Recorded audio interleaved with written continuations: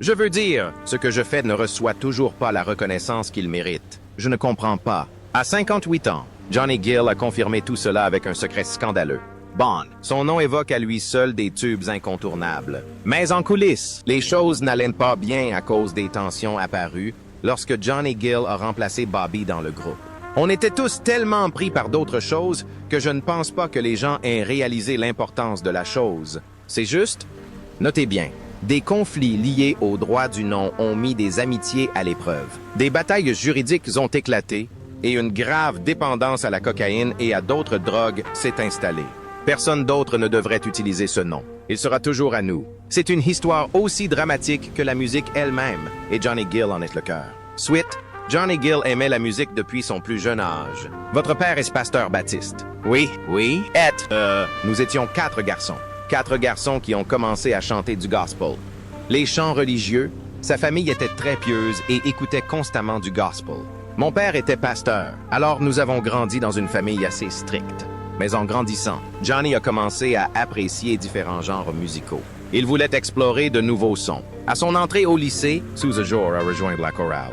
Il adorait chanter dans l'orchestre et c'est là qu'il a retrouvé une vieille amie, Stacy Lattiso, car elle avait joué un rôle dans ma carrière et m'avait aidé à mes débuts. Oui, nous passions beaucoup de temps avec Stacy. Lisa était déjà productrice de musique professionnelle et l'avait fait signer chez Atlantic Records. Il chantait pour le label depuis l'âge de 14 ans. Convaincue que Johnny avait une voix exceptionnelle, elle l'encouragea à envoyer une maquette à Atlantic Records. Au début, Johnny hésitait, mais Lisa le convainquit. Finalement, il envoya la maquette. L'équipe d'Atlantic Records fut impressionnée par la voix de Johnny et lui proposa un contrat à seulement 16 ans. Johnny pensait qu'Atlantic Records ne savait pas comment.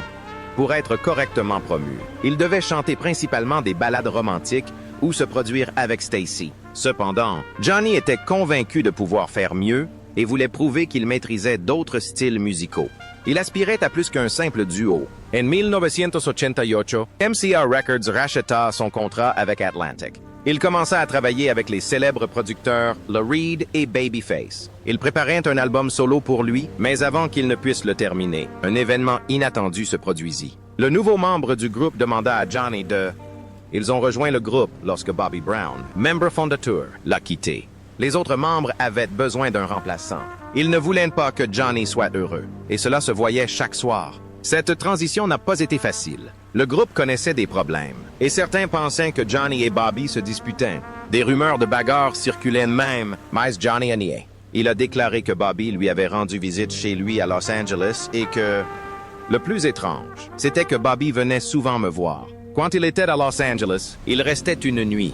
Ils s'entendaient bien. On disait que Johnny avait pris la place de Bobby, mais Bobby n'a jamais eu de problème avec lui. Bobby a admis qu'il était jaloux, mais il respectait le talent de chanteur de Johnny.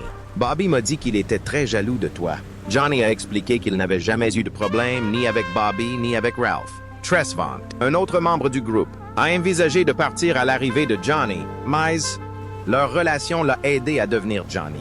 Il a déclaré que l'évolution de leur amitié dans le nouveau film est en grande partie fidèle à la réalité. Il a également révélé que Ralph est son ami le plus proche au sein du groupe. Lorsqu'on lui a demandé avec qui il partagerait un bus de tournée, Johnny a répondu que Ralph était son fidèle compagnon, son chien du film La Route. Johnny a aussi parlé du nouveau film Betty et a indiqué que certains éléments du film étaient inexacts, notamment en ce qui le concerne. Louis et Bobby. Dans une scène, il passe la chanson Can You Stand the Rain en boucle. Bien que les membres du groupe aient chanté ensemble en studio, Johnny a précisé qu'il n'avait pas vraiment ressenti cela. Il a expliqué qu'il avait enregistré ses parties en premier, puis improvisé, et que les autres avaient enregistré les leurs ensuite. Le processus était différent de celui présenté dans le film. Johnny ne critiquait pas le film en lui-même. Il voulait simplement que les gens connaissent la vérité. La manière dont l'enregistrement avait été réalisé importait peu. Ce qui comptait, c'était qu'il s'était investi à fond lorsqu'il avait rejoint le groupe. Mon avocat aurait pu m'appeler et me dire « Écoute, l'enregistrement est public. Tu sais, il n'appartient à personne. » Johnny et Ralph Tresvant possédaient les droits de marque sur le nom du nouveau membre. Cela posa un problème majeur lorsque les membres restants, Ronnie Duvall, Bobby Brown, Ricky Bell et Mike Bivens, décidèrent de former un nouveau groupe appelé RBM. Il souhaitait se produire sans Gill et Tresvant, tout en conservant le nouveau nom. Un différend éclata alors quant à la propriété des droits d'utilisation du nom. Trouvons un accord entre nous 6 afin que personne ne soit considéré comme un membre unique, diront-ils. Les membres de RBM parlèrent de leur tournée dans l'émission de radio The Breakfast Club et évoquèrent concernant le problème du nom. Ronnie DeVoe a expliqué qu'il ne s'agissait pas seulement d'une question de droit d'auteur, mais aussi d'un désaccord au sein du groupe, ce qui explique l'absence des 6 membres. Mike Bevan a expliqué pourquoi lui et les 3 autres membres ne possédaient pas les droits sur le nom. C'était tout simplement une erreur. Leur ancien manager, Brooke Payne, leur avait donné un bout de papier avec le nom inscrit dessus et ils avaient décidé que cela suffisait. Ils ont essayé de trouver un arrangement, mais ils ne voulaient pas se disputer. Le nom est né du sentiment que chaque membre avait contribué à la construction du nouveau groupe. Ils pensaient qu'ils résolvaient des problèmes, car ils étaient toujours tellement concentrés sur d'autres choses que les gens, je crois, ne se rendaient pas compte de leur importance. C'était simplement un malentendu. Johnny Gill, cependant, n'était pas d'accord avec leurs propos. Il était en vacances lorsqu'il a appris les commentaires de ses camarades. Il a ensuite reçu des messages et a décidé de prendre la parole. Gill a insisté sur le fait que ni lui ni Ralph n'avaient jamais cherché à leur retirer le nom. Les autres membres, expliqua-t-il, souhaitaient s'assurer qu'aucune personne ne puisse utiliser le nom seul. Le nom devait appartenir au groupe entier, et non à 1 ou 2 personnes seulement, afin que personne ne puisse se l'approprier. Et il devait toujours être réservé à l'usage collectif. Gill expliqua que Tresvant et lui avaient proposé un accord légal garantissant que le nom du nouveau membre ne serait utilisé que lorsque les 6 membres seraient réunis. Cela éviterait tout malentendu si différents groupes utilisaient le même nom. Il ajouta que c'était à propos de... Gill respectait et défendait l'héritage du groupe. Il a également accusé les membres de RBM d'avoir engagé des avocats pour se disputer les droits de marque, ce qu'il considérait comme un manque de respect envers le passé du nouveau membre. Il était indigné que l'affaire ait été rendue publique sur les réseaux sociaux au lieu d'être discutée en interne. Selon lui, de tels problèmes devraient être réglés au sein du groupe, car les personnes concernées ont ainsi la possibilité d'exprimer leurs sentiments. Gill a déclaré qu'il ne ferait aucun autre commentaire sur le sujet. Il était là des querelles incessantes. Il a accusé ses collègues de mensonges et de manipulation. Il a déclaré que c'était la première et la dernière fois qu'il reviendrait sur toutes ces absurdités, ces tromperies, ces manipulations et surtout ces mensonges. Que Dieu vous bénisse. Bien que nous partagions des objectifs communs, nous pensons que chacun a son propre style. Chacun aborde les choses différemment. Les fans ont réagi de diverses manières à son message. Certains ont soutenu Gill, estimant qu'il avait bien géré la situation. D'autres ont été déçus qu'il s'approprie le nom avec Tresvant, alors qu'il n'y avait pas participé dès le départ. Certains fans étaient déçus. Le succès de leur biopic, qui devait réunir les 6 membres, a révélé toute l'ampleur des problèmes inhérents à la nouvelle formation. Bien que les membres aient joué ensemble pendant des années, des désaccords professionnels ont mené à leur séparation. De nombreux fans espéraient une réconciliation, mais à l'époque, la solution semblait loin d'être simple. RBBM a finalement tourné avec Ronnie Bobby, Ricky et Mike. Cette situation a entraîné la dissolution de la nouvelle formation, un membre quittant le groupe sous le nom de RBM et l'opposition ont conservé le nom du groupe, tandis que les fans réclamaient une reformation complète. La bataille juridique acharnée autour du nom a clairement révélé les divisions au sein du groupe. Ce fut un moment difficile pour les fans qui suivaient le nouveau membre depuis des années. Ils aspiraient à revoir leur groupe adoré, mais le litige concernant la marque rendait la chose compliquée. L'affluence record lors de l'intronisation sur le Hollywood Walk of Fame était impressionnante. Le nouveau membre était une véritable star. Des désaccords ponctuels ont également émergé quant à la gestion du groupe. Ces problèmes ont mis à rude épreuve leur cohésion et nuit à leur image publique. Johnny Gill s'est exprimé publiquement sur ses difficultés, reconnaissant les périodes difficiles, mais soulignant également la force des liens qui unissent le groupe. Même face aux désaccords, ils ont toujours su trouver des solutions. Se remettre ensemble était l'un des plus grands secrets révélés dans le nouveau film. Le biopic abordait les problèmes de drogue de Ricky Bell, Tout le monde connaissait Bobby Brown et sa lutte contre la dépendance, mais celle de Ricky était inconnue du public.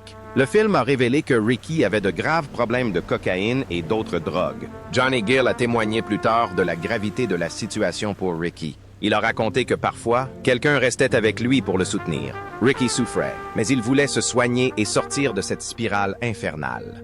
Johnny a raconté comment il avait conseillé Ricky, lui expliquant qu'aller aux toilettes, c'était comme apprendre à marcher pour un enfant. Un enfant tombe souvent, mais il ne se décourage pas avant de réussir à se relever. Il a dit à Ricky que s'il persévérait, un jour il se relèverait et vaincrait sa dépendance. Ricky voulait changer, et c'est le plus important. On dit que cela lui a pris 16 ans. Johnny a également partagé son avis sur la façon dont sa vie était dépeinte dans le film.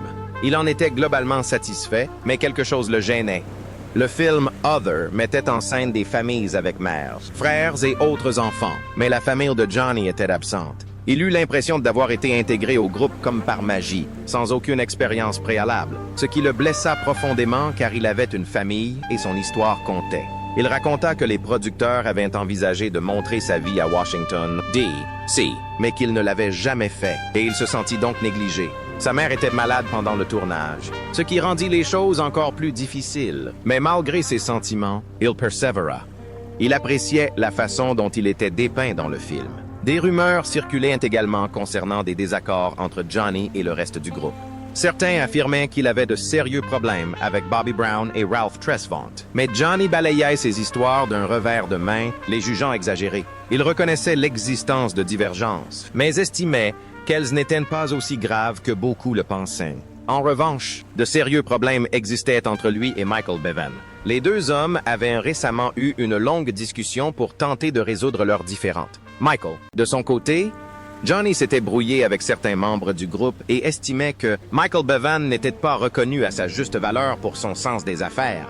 Il le considérait comme l'un des meilleurs hommes d'affaires de l'industrie musicale, au même titre que Jay-Z, Diddy et Jermaine Dupri. Michael savait faire éclore les talents et conclure des contrats, mais son travail était souvent ignoré. Jigger l'aperçut dans le public. Assis sur une chaise, ce n'était qu'un enfant, après tout, et lui adressa quelques mots gentils. Il ne s'était même pas rendu compte qu'il l'avait vu. « Moi, toi, mon chéri, ne croyez surtout pas que nous ayons oublié ta contribution à l'industrie musicale. » Côté finance, Johnny disait n'avoir jamais eu de problème.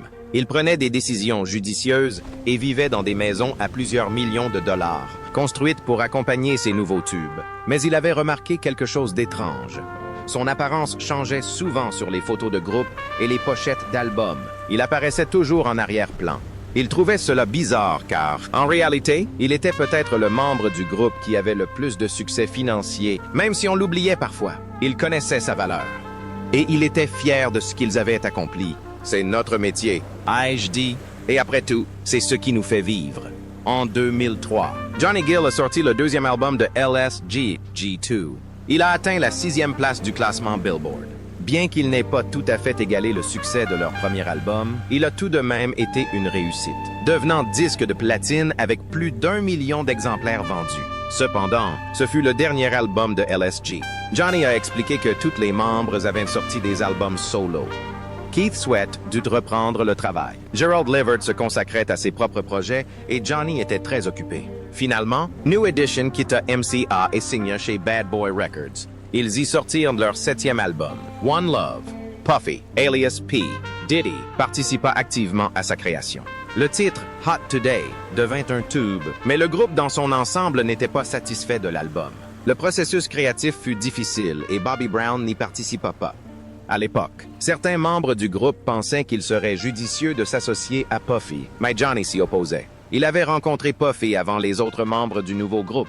Il le connaissait depuis des années lorsqu'il l'a invité à un match de boxe. Puffy voyageait pour la première fois en jet privé. Johnny se souvenait de Puffy aux commandes et avait été impressionné par l'expérience. Ce mode de vie était alors nouveau pour Puffy, mais par la suite, il voyagea exclusivement en jet privé. Il plaisantait en disant que Puffy lui devait une faveur pour lui avoir fait vivre cette expérience. Ils s'étaient disputés une fois. Je ne me souviens plus exactement pourquoi. C'était il y a très longtemps. Et c'était la première fois que Johnny voyait un avion. Mais pendant l'enregistrement de l'album, Johnny et Puffy se sont souvent disputés. D'ailleurs, ils se sont violemment disputés devant tout le monde. Plus tard, Puffy a appelé Johnny à l'hôtel Il lui a dit qu'il était gêné de s'être disputé devant tout le monde. Il a rappelé à Johnny qu'ils se connaissaient depuis longtemps. Ils ont longuement discuté de leurs problèmes, plus que les autres membres du groupe. Johnny a expliqué à Puffy que la musique était leur métier, que ce n'était pas seulement un passe-temps, mais aussi leur gagne-pain et leur moyen de subvenir aux besoins de leur famille. Il a confié à Puffy que les membres du groupe ne se sentaient pas respectés pendant l'enregistrement de l'album. Lorsqu'un problème affectait leur capacité à subvenir aux besoins de leur famille, cela devenait une affaire personnelle. Après cette discussion, Johnny et Puffy se sont mieux compris et ont tenté de tourner la page et de terminer l'enregistrement. Cependant, durant la production de l'album, ils n'étaient toujours pas certains que tout se déroulerait comme prévu. Un contrat avec Bad Boy Records les a introduits dans l'univers de Puffy. Au sein du label, tout tournait autour de Puffy, et il est vite devenu évident que leur musique n'était pas une priorité. C'est ainsi que nos paroles prennent forme, et comment on comprend leur impact sur les moyens de subsistance de nos familles. Rétrospectivement, Johnny a reconnu que Puffy leur avait donné leur chance, même si les choses ne se sont pas passées comme il l'espérait. Il était reconnaissant à Puffy d'avoir cru en eux et d'avoir essayé de les aider. Lorsque le nouveau membre du groupe a eu des démêlés avec MCA, Puffy l'a pris sous son aile et lui a donné une chance de relancer sa carrière. On peut avoir des enfants? On peut fonder une famille? Johnny avait beaucoup appris du nouveau venu avant même de rejoindre le groupe. Il était connu pour ses chansons lentes. Il avait tendance à rester immobile sur scène, mais le nouveau membre était différent. Il dansait beaucoup et offrait des performances captivantes. Johnny a dû apprendre à bouger sur scène. Il a dû apprendre à divertir le public. Ce fut un grand changement. Ce fut difficile pour lui au début, mais il travailla dur et ne cessa de progresser. Il devint un meilleur artiste. Et lorsque Johnny rejoignit un nouveau groupe, il conclut un accord avec eux. Il déclara vouloir poursuivre une carrière solo. Il continuerait à chanter avec le groupe, tout en sortant ses propres morceaux. Les autres membres acceptèrent, car beaucoup d'entre eux avaient déjà entamé une carrière solo. Bobby Brown avait déjà quitté le groupe et connaissait un grand succès en solo. Ralph Tresvant travaillait sur son album solo, et d'autres membres, comme Biv DeVoe, lancèrent leur propre projet. Son propre groupe et leur album Poison ont connu un grand succès, même si chacun poursuivait ses propres projets et se soutenait mutuellement. Johnny n'était pas inquiet à l'idée de mettre sa carrière solo entre parenthèses. Il était convaincu que rejoindre un nouveau groupe lui serait bénéfique à long terme. Le groupe bénéficiait déjà d'une large base de fans. En les rejoignant, Johnny pourrait toucher un public encore plus vaste. Il y voyait une situation gagnant-gagnant. Il savait que sa notoriété augmenterait lorsqu'il reprendrait sa carrière solo. Il était confiant lorsque Johnny a finalement sorti son album. Sur son album solo, elle voulait prouver ce que tout le monde savait déjà. Elle savait chanter des ballades, mais elle voulait aussi démontrer qu'elle était capable de créer une musique dynamique. C'est pourquoi elle a collaboré avec Jam et Lewis, deux producteurs de renom. Ils l'ont aidé à composer des morceaux rythmés et dansants. Elle a également travaillé avec L.A. Reid et Babyface sur des titres plus lents et romantiques. Cela a permis d'obtenir un album équilibré, révélant deux facettes de sa personnalité, une douceur romantique et une énergie sensuelle. Son plus grand succès fut Rub You the Right Way, une chanson entraînante et énergique qui fit danser tout le monde. Ce titre changea sa réputation. Si la plupart le connaissaient comme un chanteur de ballades, on réalisait désormais qu'il était aussi capable de créer des morceaux rythmés et dynamiques. Un autre tube de l'album fut My My My. Cette chanson, lente et romantique, dans la lignée de ses précédents titres, était sublimée par une magnifique introduction au saxophone de Kenny G et les chœurs du groupe. Elle devint l'un des morceaux les plus célèbres de Johnny. Johnny adorait se produire en concert. Il disait que chaque spectacle était différent car le public débordait d'énergie. L'enthousiasme du public le galvanisait. Il chantait de tout son cœur. Il n'aimait pas la routine et voulait que chaque concert soit unique. Rub You the Right Way fut un immense succès. La chanson devint très populaire et son clip vidéo connut un grand succès. Beaucoup commencèrent à percevoir Johnny Gill différemment. Il était fier de son parcours. Quand son album s'est vendu à plus d'1 million d'exemplaires, il a su que ses efforts avaient porté leurs fruits. Mais cela ne le satisfaisait pas. Il s'est fixé un nouvel objectif: en vendre 2 millions. Malgré les propositions de rôles au cinéma, Johnny a décidé de se consacrer entièrement à la musique. Il voulait continuer à faire ce qu'il aimait le plus. Il était convaincu que le succès lui ouvrirait toujours de nouvelles portes. Il ne voulait pas tout faire en même temps. Johnny Gill a parcouru un long chemin depuis ses débuts à l'église. Il a surmonté les obstacles, connu de grands succès, n'a jamais renoncé à ses rêves, a toujours cherché à s'améliorer et, à chaque nouvelle chanson et à chaque nouvelle prestation, il a prouvé qu'il était une véritable star. Gill a participé à plus de 80 émissions de télévision et films en tant que chanteur et acteur. En 2016, il a tenu un petit rôle dans la série télévisée La vie de famille. En 2009, il a interprété la chanson You for Me dans le film Reunion. Toujours en 2009, il a joué dans la pièce La prière d'une mère. Robin a collaboré avec Shirley Murdoch et Jermaine Crawford sur ce titre. Gill a également été reconnu pour sa musique, recevant 2 nominations aux Grammy Awards en 1991, l'une dans la catégorie Meilleur nouvel artiste et l'autre pour son travail solo.